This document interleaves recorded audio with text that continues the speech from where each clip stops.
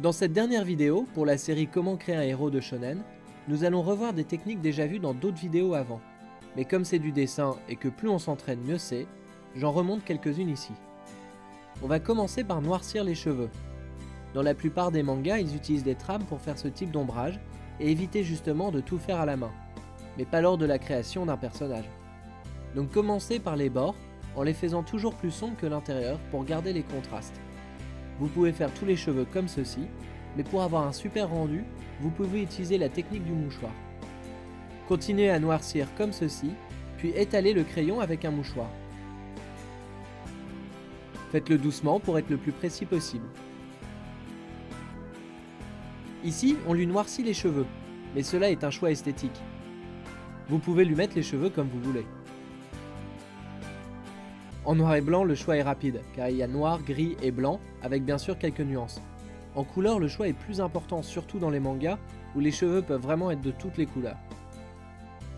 Ici, on finalise bien les contrastes.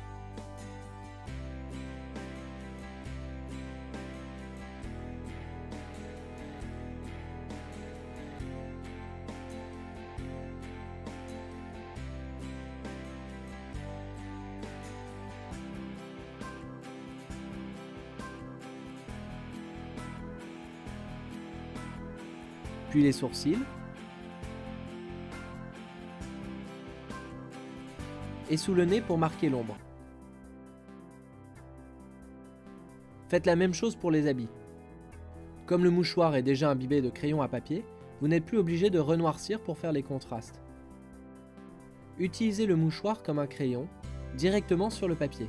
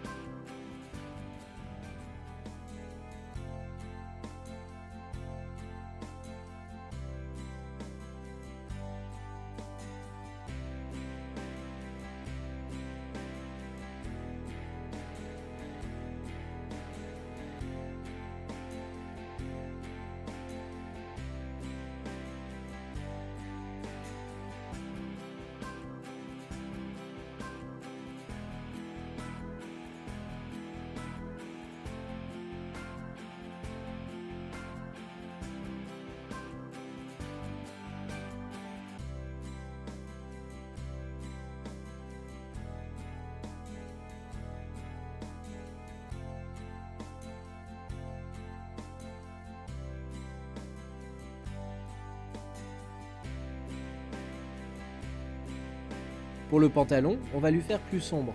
Pour cela, il faut appuyer plus fort sur le crayon pour noircir avant d'utiliser un mouchoir. Quand vous passez le mouchoir, faites attention à ne pas aller trop vite et à ne pas dépasser les lignes. Car même si on peut gommer, c'est pas toujours facile de tout nettoyer.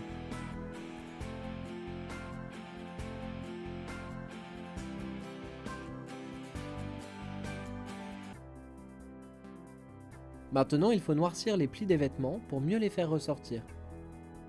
C'est ce travail qui demande le plus de temps sur votre personnage, mais c'est aussi celui qui permettra de le personnaliser entièrement.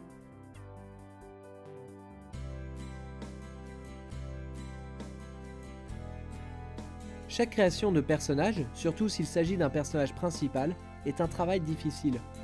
Il est intéressant de voir comment Eiichiro Oda, Akira Toriyama ou encore Masashi Kishimoto ont fait pour créer leurs personnages les plus célèbres. Il y a plein d'étapes, plein d'idées à regrouper pour imaginer sa personnalité avant même de le dessiner complètement.